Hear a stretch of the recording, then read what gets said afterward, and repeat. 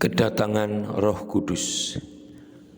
Habernan menyarikan dari Kisah 2. Gereja yang kecil mulai bertumbuh pada saat Pentakosta, pesta panen musim semi. Yerusalem penuh dengan peziarah yang datang untuk merayakannya. Pada hari Pentakosta mereka berkumpul di suatu tempat. Ketika itu tiba-tiba terdengar suara turun dari langit. Suaranya seperti angin ribut. Suara itu memenuhi rumah tempat mereka sedang duduk. Mereka melihat sesuatu seperti lidah api yang bertebaran dan hinggap pada mereka masing-masing. Maka mereka dipenuhi oleh Roh Kudus dan mulai berbicara dalam bahasa lain sesuai dengan karunia yang diberikan Roh kepada mereka. Waktu itu orang-orang Yahudi yang saleh datang dari segala bangsa tinggal di Yerusalem. Ketika suara itu datang, berkerumunlah orang banyak itu. Mereka heran karena mereka mendengar masing-masing rasul itu berbicara dalam bahasa mereka sendiri. Mereka bertanya satu sama lain, apakah artinya ini? Namun beberapa orang menyindir dan berkata, mereka kebanyakan minum anggur. Dengan 11 rasul bersamanya, Petrus berteriak, kamu dari Yudea dan kamu semua yang berada di Yerusalem, hal ini harus dijelaskan kepada kamu. Maka perhatikanlah apa yang aku katakan. Orang-orang ini tidak mabuk seperti yang kamu pikirkan, karena baru pukul 9 pagi. Sebaliknya, inilah yang dikatakan oleh Nabi Yoel. Allah mengatakan bahwa hal-hal ini akan terjadi.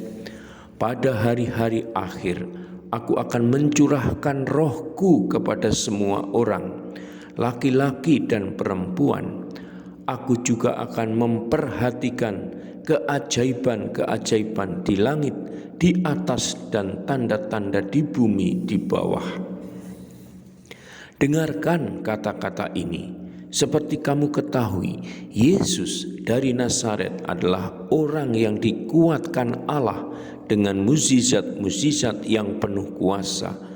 Keajaiban dan tanda-tanda yang dikerjakan Allah di tengah-tengah kamu dengan perantaraannya.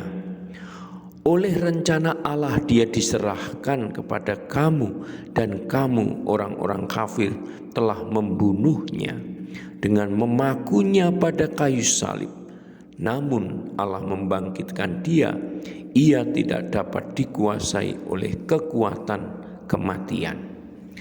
Allah membangkitkan Yesus, dan kami semua adalah saksi-saksi tentang hal itu. Ketika ia diangkat ke sisi kanan Allah dan menerima Roh Kudus yang telah dijanjikan dari Bapa, ia mencurahkan Roh Kudus, dan inilah yang kamu lihat dan kamu dengar. Allah telah mengangkat Yesus menjadi Tuhan dan Mesias. Mendengar hal itu, hati mereka tersayat. Lalu mereka bertanya kepada Petrus dan rasul-rasul yang lain, apa yang harus kami perbuat, saudara-saudara? Petrus menjawab, ubahlah hatimu. Hendaklah masing-masing kamu membiarkan dirimu dibaptis dalam nama Yesus, supaya dosamu diampuni.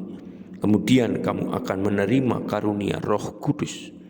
Sebab bagi kamulah janji itu, bagi anak-anakmu, dan bagi semua orang yang masih jauh, yang mungkin dipanggil Tuhan Allahmu.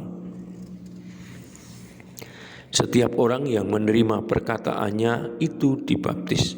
Pada hari itu sekitar 3.000 orang menggabungkan diri dengan mereka.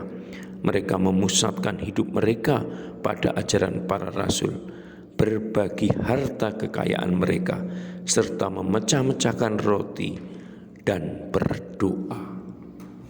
Saudara dan sahabatku, demikianlah yang disarikan oleh Habernan dalam Kisah Rasul 2. Semoga kita terinspirasi untuk untuk senantiasa mempunyai semangat, karena Roh Kudus juga dicurahkan kepada kita, murid-muridnya di zaman ini. Salam Tuhan mencintai kita semua dengan hati yang berkobar.